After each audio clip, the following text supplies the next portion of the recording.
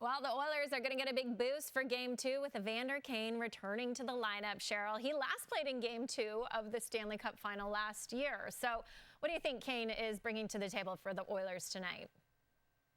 Well, you know what Kane brings, right? He's the type of guy that's going to be imposing, be a physical presence on the ice. And you said it, Sarah. I mean, he hasn't played since June 10th of last year. And so you're often looking at, okay, how many minutes is he going to play and what kind of matchups? Where is he going to start? You know, defensive zone, offensive zone. You can look at all of that. But the one thing that I come back to is he's got 76 games of playoff experience.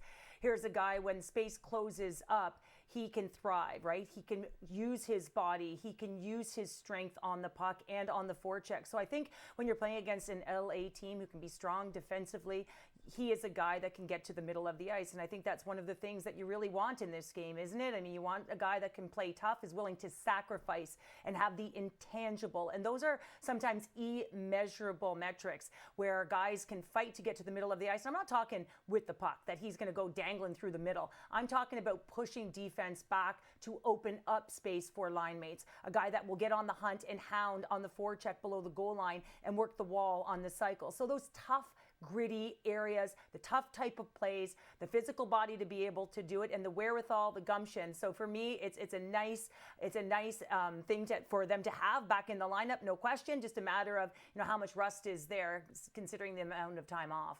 Yeah, I mean, time will tell, I guess. Now, going back to Game 1, the Oilers were down 4-0 when Connor McDavid and Leon Draisaitl were reunited and the furious comeback happened. Now, the Oilers ultimately fell short, but Cheryl, do you like the two Oilers superstars skating together on the same line tonight? I'll tell you what, I wouldn't want to play against them, would you? Nope. I mean, just look at that. And what I do like about it is you ended in a certain light. And so now all of a sudden you're starting on that foot in game number 2, saying we're throwing everything at you right now. So you better find a way to get this matchup, or you better find a way to keep him off the board.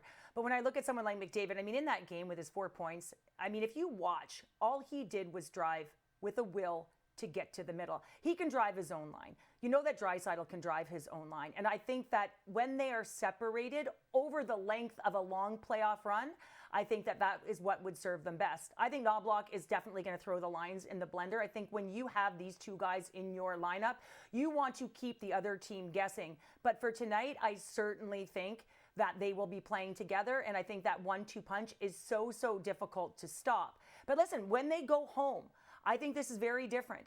I think now all of a sudden you can play them apart. You can all of a sudden throw them in an offensive zone faceoff where you have the matchup you might want. So I think Knoblauch can play with this a little bit, especially when you've got the likes of them. But one thing for certain is that you look at Draisaitl's numbers in the dot. I think the two of them together as natural centers, you start with possession in the offensive zone.